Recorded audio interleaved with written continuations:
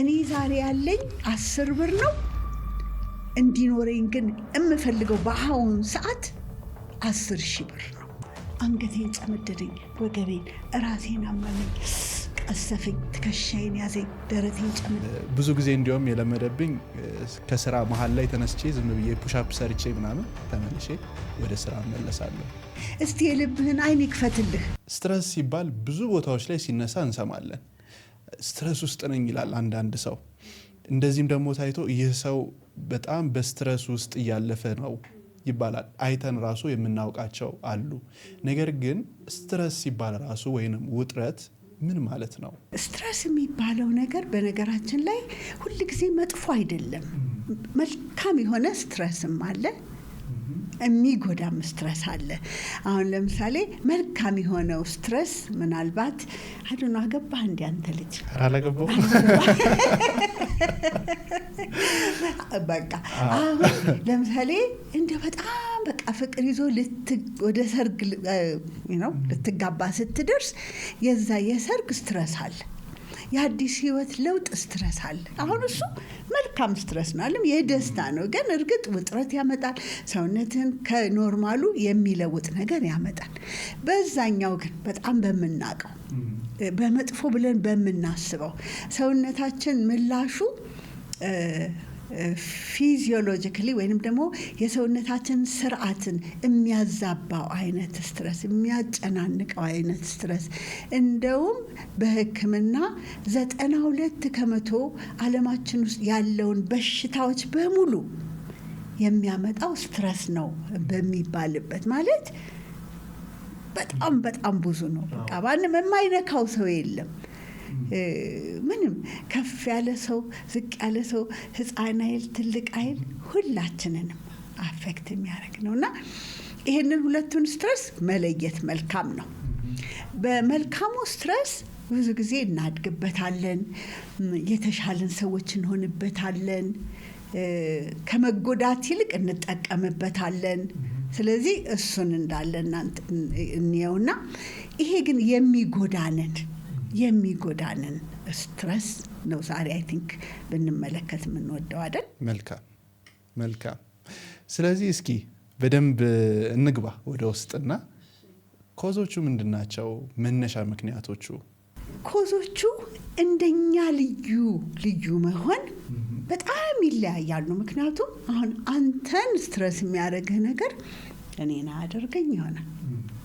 ነገር ግን አንድ ፈንዳሜንታል የሆነ ሰውነታችን ውስጥ የሚሆነው ነገር አለ። እንደውም ከዛ ቀደም ልበልና አንድ ሰው አንድ ጊዜ ስትረስ ምንድን ነው እየተባባለን ስንጠይቅ ትልቅ ሰው ነው እንደው በቀላሉ አንድ ነገር ልንገርሽ፣ ስትረስ ማለት ምን መሰለሽ፣ አሁን እኔ ያለሁት እዚህ ነው፣ እዚህ ቦታ ነኝ ያለሁት፣ 5 ሰዓት ከጠዋቱ ነው። እዚህ ቦታ ሆኜ በ5 ሰዓት ከጠዋቱ ሜክሲኮ ጋር መገኘት ስፈልግ ይሄ ይሆናል? it's impossible አይደለም? አሁን እኔ ያለሁት እዚህ ጋር ነው፣ ፍላጎቴ ግን እዛ ጋር መሆን ነው። ይሄንን በሁሉ ነገር ስታየው እኔ ዛሬ ያለኝ 10 ብር ነው እንዲኖረኝ ግን እምፈልገው በአሁን ሰዓት 10,000 ብር ነው። የማይሆን ነገር ነው። what is እና ሊሆን የምንፈልገው ነገር ሲለያይ ነው። በስራ ለምሳሌ አንድ ሪፖርት መሰራት አለበት። ሪፖርቱ አሁን ማለቅ አለበት። አሁን አለቃሽ ሊያገኘው ይፈልጋል ያን ሪፖርት። አንቺ ግን 3/4ኛ ላይ ነሽ ያለሽው። በቃ it's impossible። እነዛን ሁለት ነገሮች ቀላል ሆኖ አገኘሁት እሱን ትርጉም ስሰማ። አዎ ከዛ ደግሞ ትንሽ ሻገር ልበልና ከሱ ሌላ ሰውነታችን ውስጣችን የሚፈልገው ነገርና ውጭ ያለው ነገር ሲለያዩ ነው። አሁን ተባባልናለን። ከዛ ፊዚዮሎጂካሊ ወይንም ደግሞ የሰውነታችን ስርዓተ መደቡን ይለውጣል። ልክ እንደዛ አይነት ውጥረት ውስጥ ጭንቀት ውስጥ ስንገባ የመጀመሪያው የሰውነታችን ፊዚዮሎጂካል ሪስፖንስ የሚገርምህ ትንፋሻችንን መያዝ ነው። ከዛ አተነፋፈሳችን ቁርጥ ማለት ሻሎ መሆን እንደዚህ ቁና መተንፈስ አይነት ላይ በቃ እንደዚህ ቸኩያለሁ እንትን ይሄ ነገር መድረስ አለበት ረፍዶብኛል የሚለው አይነት ያ ፊዚዮሎጂካል ሪስፖንስ ሰውነታችን አየር በደንብ ብሎ መተንፈስ በማይችልበት ጊዜ ኦክሲጅን ያንሰዋል ሰውነታችን ኦክሲጅን ሲያንሰው መጀመሪያ በጣም የሚጎዳው ብሬናችን ውጥረትን የሚያመጣው ሰውነታችን ኦክሲጅን ሲያንሰው ደማችን አሲዲክ ይሆናል ብዙ ጊዜ ደማችን አሲዲክ ሲሆን የደም ስሮቻችን ኮንስትሪክት ያደርጋሉ ደም ስሮቻችን ኮንስትሪክት ሲያደርጉ ብለድ ፕሬሸራችን ይጨምራል የልብ ምታችን ይጨምራል ማስሎቻችን ይወጣጠራሉ አንገቴን ጨመደደኝ ወገቤን ራሴን አመመኝ ቀሰፈኝ ትከሻዬን ያዘኝ ደረቴን ጨመደደኝ የሚለው ስሜቶች ይመጣሉ የሁላችን የተለያየ ነው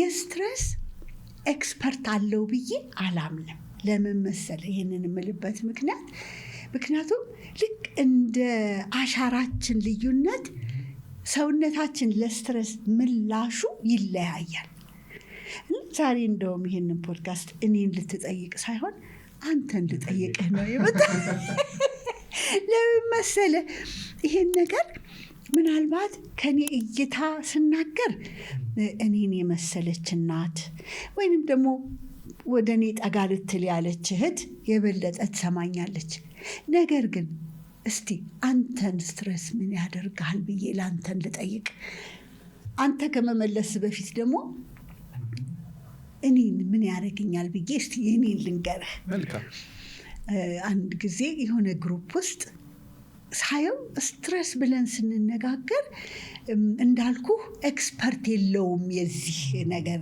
እያንዳንዳችን የራሳችን ብሉፕሪንት ልንሰራለት ይገባል ብዬ ሰዎች መጠየቅ ጀመርኩና እንደው አንቺ ምን ያደርግሻል ስትረስ ስትሆኚ አንተ ምን ያደርግሃል እያልኩኝ ከዛ ራሴን እኔም እስቲ እንዴት ነው የሚያደርገኝ ብዬ ስል ለእኔ አሁን ብዙ ጊዜ ምን ያደርገኛል እዚህ አካባቢ እንደዚህ ጭምድድ የሚል ስሜት ይሰማኛል አውቀዋለሁ እና እንደሱ ሲሆን የማረጋቸው ነገሮች አሉ ምናልባት ትከሻዬን ከፈት ማድረግ ቀጥ ማለት ትንፋሽ መውሰድ እንደዚህ አይነት ነገሮች አደርጋለሁ እስቲ አንተን ምን ያደርጋል ስትሬስ ላንተ ምንድን ነው ሰውነቴ ላይ ምናልባት ስፖርት ስለምሰራ ይሄን ያህል በጣም ጫን ብሎ የሚሰማኝ ስሜቶች የሉም ግን አንዳንድ ጊዜ ይሄ ስውር የማድረግ ነገር ልቤ ውርድ ምናምን ይላል ከዛ ውጭ ትከሻ አካባቢ እዚህ አካባቢ ላይ አለ ጭምድድ አድርጎ የሚይዝ ነገሮች እንደሱ አይነት ነገር ያጋጥመኛል የዛ ሰዓት ወይ ተነስቼ አፍታታለሁ እንቀሳቀሳለሁ ወይ ብዙ ጊዜ እንዲያውም የለመደብኝ ከስራ መሃል ላይ ተነስቼ ዝም ብዬ ፑሽ አፕ ሰርቼ ምናምን ተመልሼ ወደ ስራ እመለሳለሁ በቃ እንደ ቁልፉን አግኝተዋል ልበልህ አይገርምህም አሁን ብዙ ስሜቱ የሌለህ ምክንያት እንቅስቃሴ ስለምትሰራ ነው የአንድ የስትረስ አንደኛው በዋነኛነት ስትረስን ልንቋቋመው የምንችለው በእንቅስቃሴ ነው ብዙ መሆን የለበትም ትልቅ ብረት ሚያንሳት መሆን የለበትም 10 ደቂቃ ፈጠን ያለ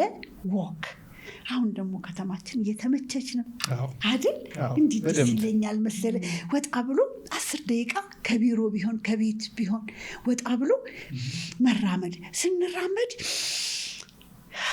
አየር ይወስዳል የሚገርምህ አየር መውሰዳችን የስትረስ መቋቋሚያችን ዋናው ቁልፍ ነው በኋላ አንድ ሳይንሳዊውን እንትን ሼር አደርጋለሁ እና ሰዎች እስቲ ምንድን ነው የሚያደርገኝ እኔ ስትረስድ ስሆን ብሎ እሱን ማወቅ ትልቁ ቁልፍ ነው እሱን ያወቀ ሰው ያንን መፍታት ይችላል ማለት ነው እና እስቲ ልብ በሉና ምንድን ነው የሚያደርጋችሁ ሳይንቲፊክሊ ሰውነታችን ይሄ አውቶኖሚክ ነርቨስ ሲስተም የሚባለው ይሄ እኔና አንተ ማንቆጣጠረው አለ አይደለም? የልባችን አመታት፣ የጨጓራችን ምግብ መፍጨት፣ እንደው ቅጠሉን በልተን ስጋ የሚያደርገው ይሄ ተአምር የሆነ ነገራችን ላይ ድንቅ አይደል ሰውነታችን። እሱን ስናደንቅ ደግሞ ይገርምሃል ከሰውነታችን እንግባባለንና ስትረስን የተሻለ ማኔጅ ማድረግ እንችላለን። እሱን እያልኩኝ ይሄ አውቶኖሚክ ነርቨስ ሲስተም የሚባለው ይሄንን ሁሉ የሚሰራው 2 ዘርፍ አለው። አንደኛው ዘርፍ ሲምፓታቲክ ይባላል፣ ወይም በአማርኛ አላውቀውም እንዴት እንደምንለው፣ ግን የትኛው መሰለህ ይሄ እንደው የእውነት ሰው መሆናችን እንደው ፋይት ፍላይት ወይንም ደግሞ ራሳችን እንደው ሁል ቀን በፍርሃት ብለን የምንጠብቀው እንደ ወታደር ቢጤው አለ። እሱ ሁል ጊዜ በጥርጥር ላይ በቃ በእንዲህ አይነት እንትን ላይ ያለ ነው። አንደኛው ፓራሲምፓታቲክ ይባላል። በጣም የምወደው እሱኛው ምን አይነቱ መሰለህ ሰውነታችንን ረስት ዳይጀስት ብሎ የሚለው ረጋ በል የሚለው የተበላሸም ነገር ካለ አስተካክለዋለሁ የሚል የሚገርም ስንተኛ ሰውነታችን በሱኛው ሲስተም ቆሻሻ ማስወገዱን ሆነ ሰውነታችንን ማረጋጋቱም ሆነ መተኛታችንም ሆነ ረጋ የሚያሰኘን እሱ ነው። እነዚህ ሁለቱም ሲስተሞች ከኛ ቁጥጥር ውጭ ናቸው። ይሄ በአስተሳሰባችን እግራችን እንደምናንቀሳቅሰው የምናዛቸው አይደሉም።